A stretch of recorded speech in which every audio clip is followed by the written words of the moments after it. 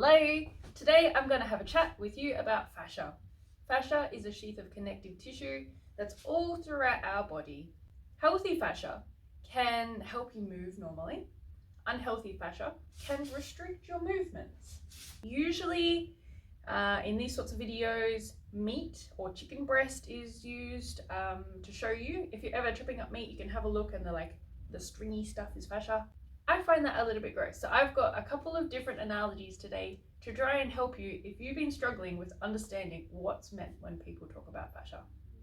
Think about fascia like spider webs. They can help move things from one place to another, or in the case of your body, moving your muscles from one place to another.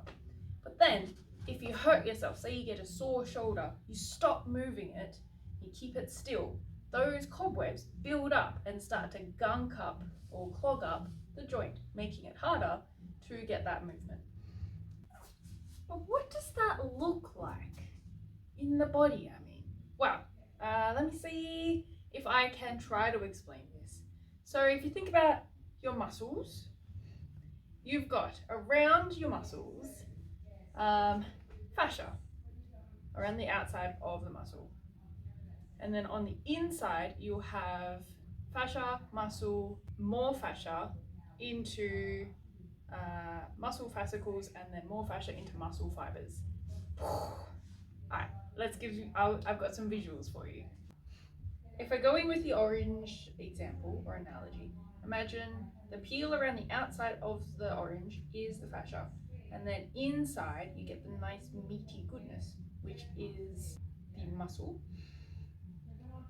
But then as you get, so here I've got skin, fascia, muscle, which is the bicep.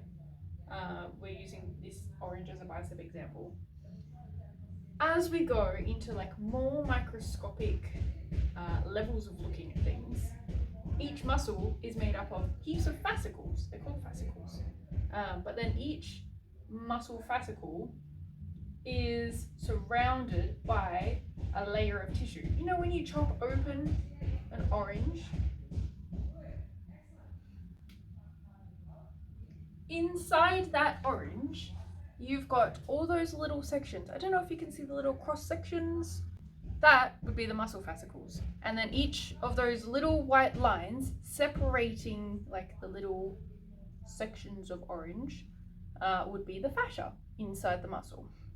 So we've gone muscle, fascia, muscle, fascia, muscle fascicles, and then inside those muscle fascicles, stay with me, let me just pull one of these fascicles out of this orange. You've got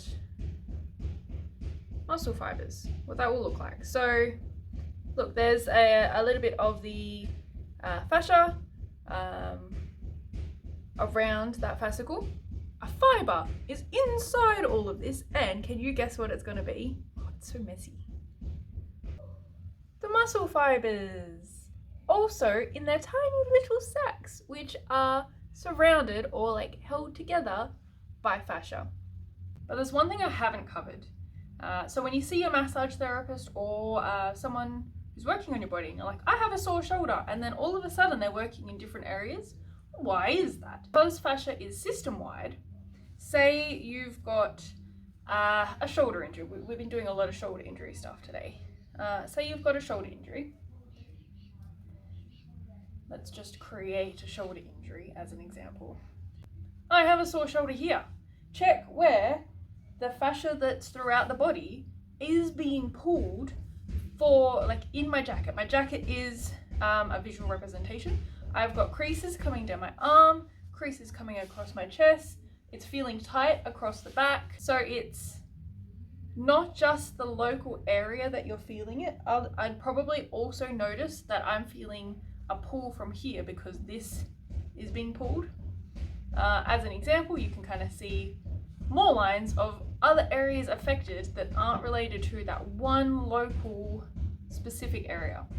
Which is why when we have a sore spot, there could be another area that's either causing it or just a side effect of that sore spot that also needs to be addressed. there you have it. There's a little bit of an understanding around what fascia is, what it is in the body, how it affects the body. Another example that I really like to show people is the fuzz speech. I'll put a little link in the video here, and it's quite old, but it's someone doing an example or demonstration on cadavers in the lab and what fascia looks like in the body. Full disclosure, that kind of video is not for everyone. I find it really interesting. They also look at shoulders in that, and you can see the difference in that video between a healthy shoulder and a shoulder full of cobwebs. Hope that's helpful. Bye!